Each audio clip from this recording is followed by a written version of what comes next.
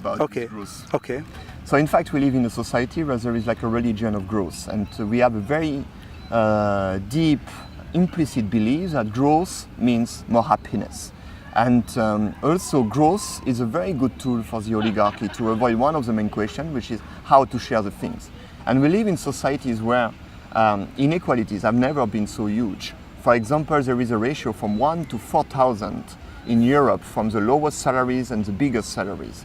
And there are also very, very strong inequalities between the North and the South, where we are 20% of the people in the world using 87% of the resources. So we are in this type of model with very deep inequalities, and we make the people believe, we try to make the people believe that growth will solve all these inequalities.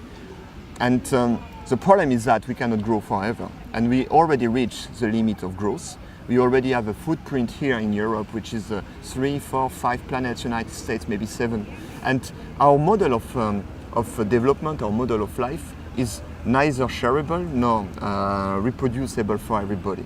And the question is really how to get rid of this growth religion, growth mania, growth dependency, and on what kind of economic, social, cultural, psychological tools can we play with to start to initiate a transition to new types of model of society. We really have to invent how can we live with less but in a better way? How can we share the things in another way? How can we produce the things in a more sustainable way?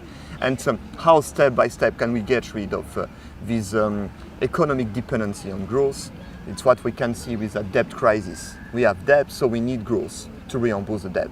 And we think that we should get rid of this economic system. We should democratically reappropriate this economic system. We should question whether we reimburse these public debts or not, because we should question who is owning these debts, how these debts were creating. It's a human creation. What we cannot create, it's oil, it's food, and whatever. We can create money. So the question of growth is really how can we get rid of this dependency and how can we invent a new model of society.